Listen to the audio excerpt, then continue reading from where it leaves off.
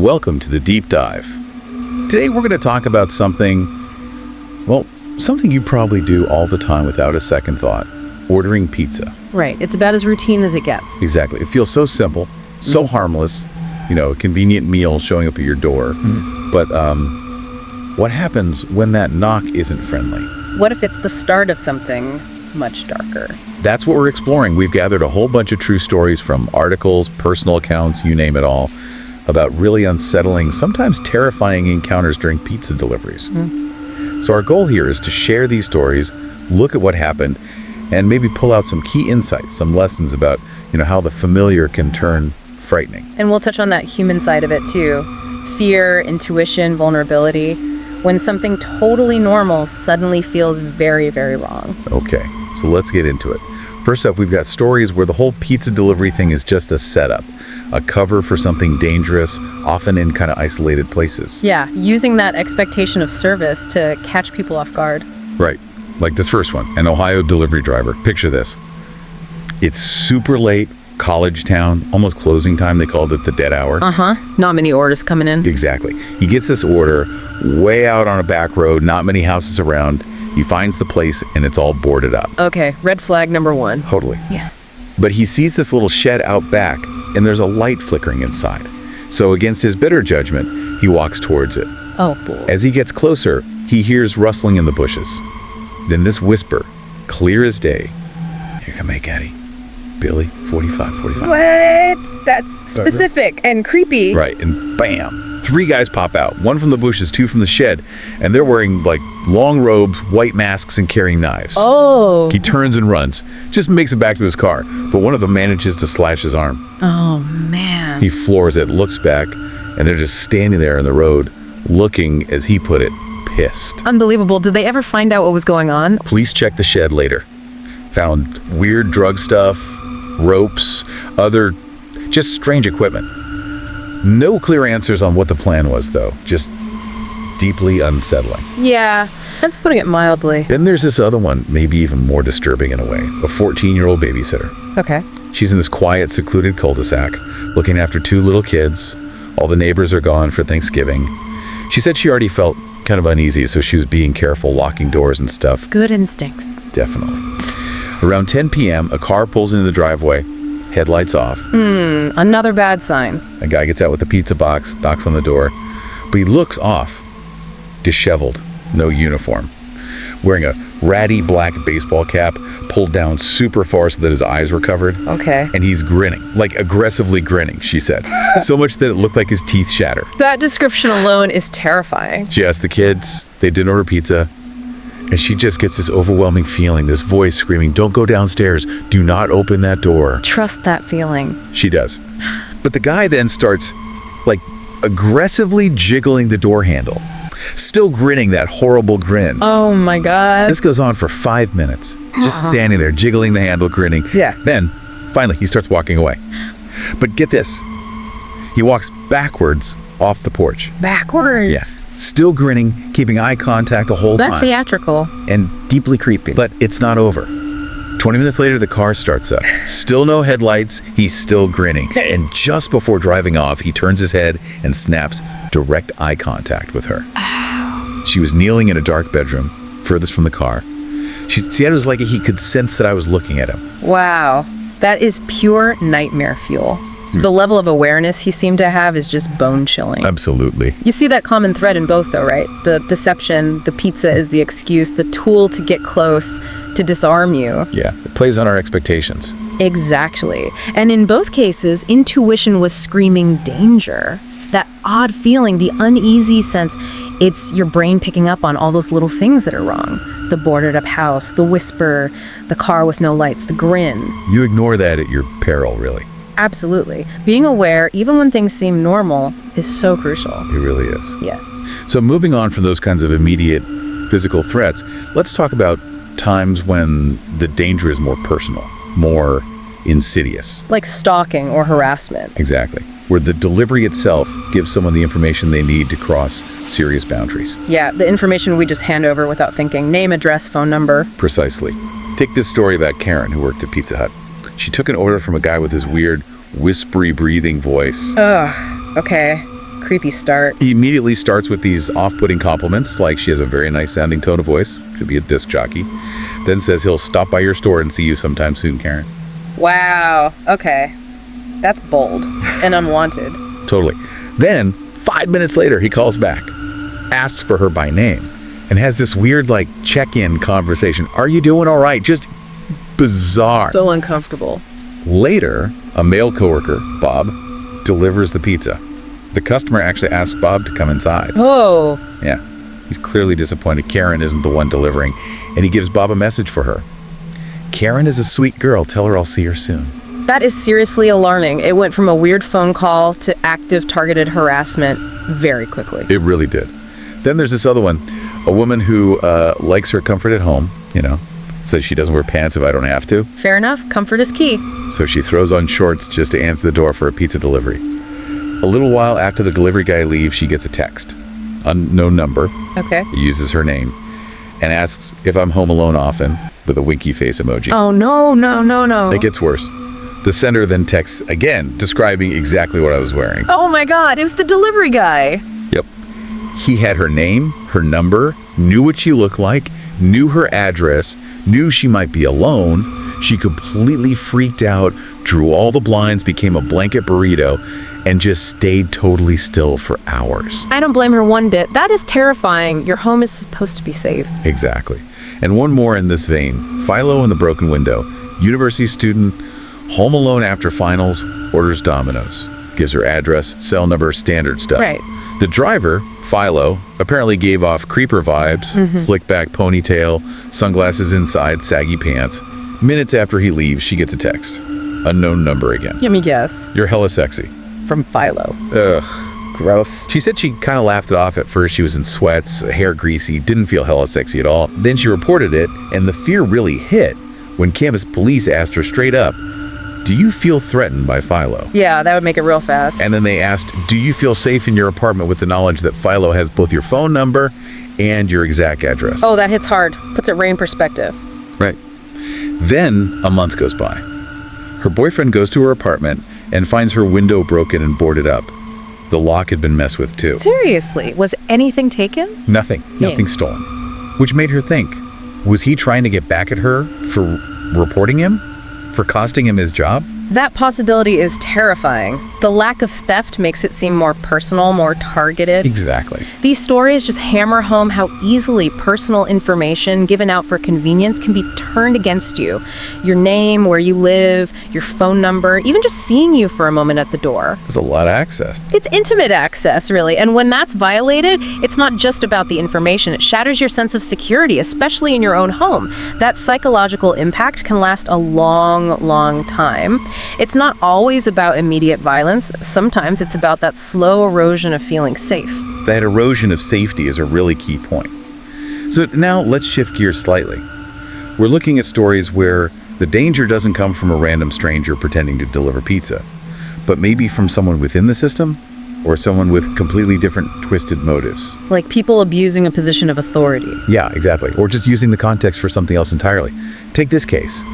A woman working as a delivery driver and dishwasher at a small mom-and-pop pizza place. She was the only female in the entire building. Okay, that alone can be an uncomfortable dynamic sometimes. Well, it got much worse. The owner started acting really inappropriately, asking her to change clothes in the walk-in freezer. What? Why? No good reason. Yeah. Just asserting control, being creepy. He'd stand too close, get physically imposing, start asking about her boyfriend, and somehow knew his name, even though she'd never told him. Whoa. That's a huge red flag. How did he find that out? She had no idea. He'd also make sure to scold her only when there were no cameras around. Compliment her looks in inappropriate ways. Apparently even breathed on her neck once. This is textbook harassment and intimidation. It escalated to direct threats. He told her he knew the exact layout of the apartment she lived in, and then flat out said he was going to break into my apartment. Oh my God. That's a direct threat of violence. She had a full-blown panic attack right then and there, dropped all the pizzas she was holding. She just went home, terrified, and sat with a hammer. I can't even imagine what happened. Her father stepped in, went back to the shop, returned the pizza bags, and apparently had a very serious, very forceful talk with the owner. Put a stop to it, thankfully. Good for her dad, but she shouldn't have had to go through that at all. Absolutely not. Then there's Big Bill, new delivery driver at another place described as constantly high. Oh, great. Professional. Right. Apparently, he had a reputation for just walking into customers' houses, being overly familiar, demanding tips, sometimes even asking for weed. So, zero boundaries. None.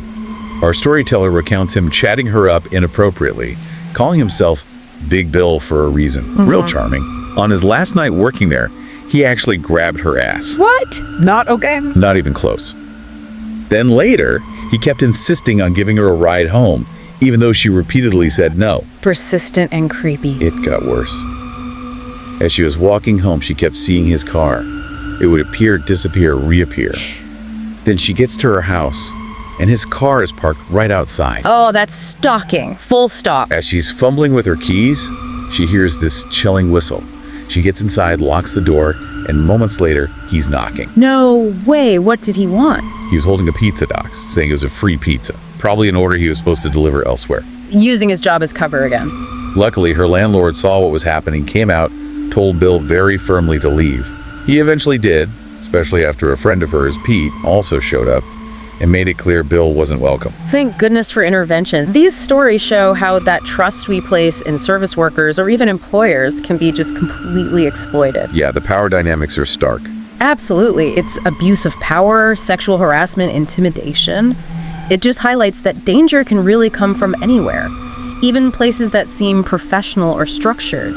A uniform doesn't mean safety. And sometimes the pizza connection is even more tenuous, just a lure, like the story of kids playing outside. Right. A guy drives up, claims to be a pizza man, offers them free pizza. Oh no! Alarm bells. Huge ones. But the catch was, they had to get in his car to get the pizza from the back. Classic, terrifying lure tactic. Thankfully, their mom saw it happening, yelled, and the guy just sped off immediately. Close call. Thank goodness she was there. Or consider the Little Caesars imposter. Guy walks up to a door with Little Caesars box, says he has a delivery. Okay, but... Exactly.